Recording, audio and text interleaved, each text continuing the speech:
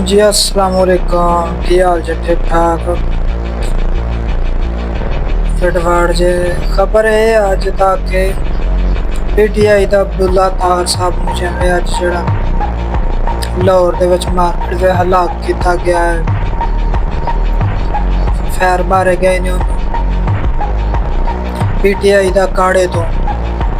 ਬੜਾ ਦਿਲੀ ਅਫਸੋਸ ਹੋਇਆ ਯਾਰ ਇਸ ਗੱਲ ਦੇ ਉੱਤੇ। ਭਾਵੇਂ ਦੁਸ਼ਮਣੀ ਪੁਰਾਣੀ ਜਾਂ ਨਵੀਂ, ਇਸ ਗੱਲ ਦੇ ਮਸਲਾ ਬਾਅਦ ਚ ਹੁੰਦਾ ਹੈ। ਆਪਣੀ ਜ਼ਿੰਦਗੀ ਦਾ ਸਭ ਕੁਛ ਆ। ਪੀਟੀਆਈ ਦਾ ਜੀਦਾਰ ਬੰਦਾ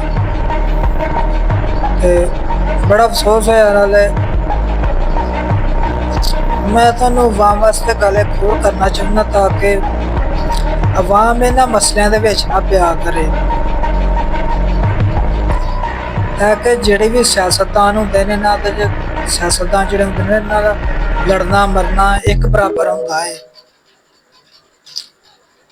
ਠੀਕ ਹੈ, ਆਵਾਮ ਜਦੋਂ ਵਿੱਚ ਪੈਂਦੀ ਹੈ ਨਾ ਚਸਕਾ ਲੈਣ ਵਾਸਤੇ ਜਾਂ ਆਪਣੇ ਕੋਈ ਉਂਝ ਸਪੋਰਟ ਕਰਨ ਵਾਸਤੇ, ਆਵਾਮ ਵਿੱਚ ਨਾ ਪਿਆ ਕਰੇ ਤਾਂ ਕਿ ਨੁਕਸਾਨ ਹੋਵੇ ਤੇ ਇਹਨਾਂ ਦਾ ਹੋਵੇ, ਮੁਨਾਫਾ ਹੋਵੇ ਤੇ ਇਹਨਾਂ ਦਾ ਹੋਵੇ।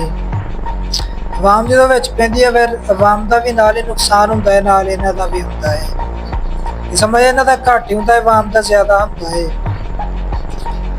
ਤੇ ਆਵਾਮ ਨੂੰ ਉਨੀ ਸਹੂਲਤ ਲੱਭਦੀ ਨਹੀਂ ਜਿੰਨਾ ਆਵਾਮ ਨੁਕਸਾਨ ਕਰ ਪੈਂਦੀ ਆ ਸਿਆਸਤਦਾਨਾਂ ਨਾਲ ਰਲ ਕੇ ਤੇ ਨਾਅਰੇਬਾਜ਼ੀ ਤੇ ਇੱਧਰ ਉੱਧਰ। ਦੂਸਰੇ ਮੇਰੀ ਗੱਲ ਇਹ ਹੈ ਕਸ਼ਮੀਰ ਵਾਸਤੇ, ਮਰੀਮ ਨਵਾਜ਼ ਸਾਹਿਬਾ ਵਾਸਤੇ, ਆਰਮੀ ਚੀਫ ਵਾਸਤੇ। ਠੀਕ ਹੈ, ਉਹਨਾਂ ਧਰਨਾ ਦਿੱਤਾ ਹੈ, ਤੁਸੀਂ ਉਹਨਾਂ ਦੀ ਸਿਕਿਉਰਿਟੀ ਦਾ ਖਿਆਲ ਕਰੋ ਤਾਂ ਕਿ ਉਹਨਾਂ ਨੂੰ ਵੀ ਇੱਕ ਜਗ੍ਹਾ ਤੇ ਬਹਿ ਕੇ ਕਰ ਲਓ ਧਰਨਾ। ਜੋ ਕੁਛ ਵੀ ਕਰਨਾ ਇੱਕ ਜਗ੍ਹਾ ਤੇ ਬਹਿ ਕੇ ਕਰ ਲਓ ਤਾਂ ਕਿ ਉਹਨਾਂ ਦੇ ਚਾਰ ਚੁਫੇਰੇ ਕੈਮਰਾ ਲਾ ਦਿਓ ਤਾਂ ਕਿ ਕੋਈ ਤੀਸਰਾ ਬੰਦਾ ਆ ਕੇ ਉਹਨਾਂ ਦੇ ਕੋਈ ਮਿਸਗਾਈਡ ਨਾ ਕਰੇ, ਤਾਂ ਕਿ ਜਿਹੜਾ ਉਹਨਾਂ ਦਾ ਕੋਈ ਨਵਾਂ ਸਿਸਟਮ ਨਾ ਖੁੱਲੇ। ਮੇਰਾ ਤਾਂ ਜ਼ਿਹਨ ਇਹੀ ਆਉਂਦਾ ਤਾਂ ਕਿ ਜਿੱਥੇ ਵੀ ਧਰਨਾ ਹੋਵੇ ਤਾਂ ਉਹਦੇ ਚਾਰ ਚੁਫੇਰੇ ਕੈਮਰੇ ਲਾ ਦਿੱਤਾ ਜਾਣ ਕਰਨ, ਤਾਂ ਕਿ ਜਿਹੜਾ ਨਾ ਉਹਨਾਂ ਤੇ ਨਜ਼ਰ ਰੱਖੀ ਜਾ ਸਕਦੀ ਹੈ, ਤਾਂ ਕਿ ਕੋਈ ਬਾਹਰੋਂ ਬੰਦਾ ਆ ਕੇ ਤੱਕ ਵਿੱਚ ਕੋਈ ਨਵਾਂ ਕੰਮ ਨਾ ਖੋਲੇ, ਮਿਸਗਾਈਡ ਨਾ ਕਰੇ ਉਹਨਾਂ ਨੂੰ, ਨਵਾਂ ਕੋਈ ਐਡਵੈਂਚਰ ਨਾ ਕਰ ਸਕੇ। ਮੈਂ ਤੇ ਇਹੋ ਹੀ ਤਾਂ ਕਿ ਮੈਨੂੰ ਦੁੱਖ ਹੁੰਦਾ ਤਾਂ ਕਿ ਜਿੱਥੇ ਵੀ ਕੋਈ ਕੀਮਤੀ ਜਾਨ ਜ਼ਾਇਆ ਹੁੰਦੀ ਹੈ ਜਾਂ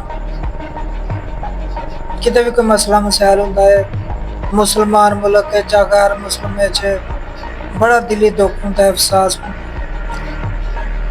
ਤੱਕ ਅਫਸੋਸ ਹੁੰਦਾ ਇੱਕ ਤੱਕ। ਮੁਸਲਮਾਨ ਸਾਡੇ ਭਰਾ ਨੇ, ਆਪਸ ਵਿੱਚ ਭਰਾ ਵਾਂ ਅਸੀਂ, ਨਾਲੇ ਸਾਡਾ ਕਲਮਾ ਇੱਕ, ਹਰ ਚੀਜ਼ ਸਾਡੀ ਇੱਕ, ਤਾਂ ਕਿ ਸਾਡੀਆਂ ਹਮਦਰਦੀਆਂ ਹਰ ਬੰਦੇ ਨਾਲ ਨੇ। ਮੁੱਦਾ ਵਿੱਚ ਇਹ ਆ ਤਾਂ ਕਿ ਜਿਹੜਾ ਨਾ ਮਿਸ ਐਡਵੈਂਚਰ ਹੁੰਦਾ ਹੈ ਜਾਂ ਗਲਤ ਗੱਲਾਂ ਫੈਲਾਈਆਂ ਜਾਂਦੀਆਂ ਨੇ ਸੋਸ਼ਲ ਮੀਡੀਆ ਤੇ, ਇਸ ਗੱਲ ਦਾ ਸਾਨੂੰ ਬਹੁਤ ਹੀ ਜ਼ਿਆਦਾ ਕਿ ਦੁੱਖ ਲੱਗਦਾ ਹੈ। ਤਾਂ ਕਿ ਯਾਰ ਅਸਾਂ ਤੁਹਾਡਾ ਕੁਛ ਵਿਗਾੜਿਆ ਤੇ ਨਹੀਂ, ਸਾਨੂੰ ਤਾਂ ਮਾੜਾ ਚੰਗਾ ਕਹੋ, ਆਪਣੇ ਕਮੈਂਟਾਂ ਦੇ ਵਿੱਚ ਜ਼ਰੂਰ ਰਾਏ ਦਾ ਇਜ਼ਹਾਰ ਕਰਿਆ ਜੀ।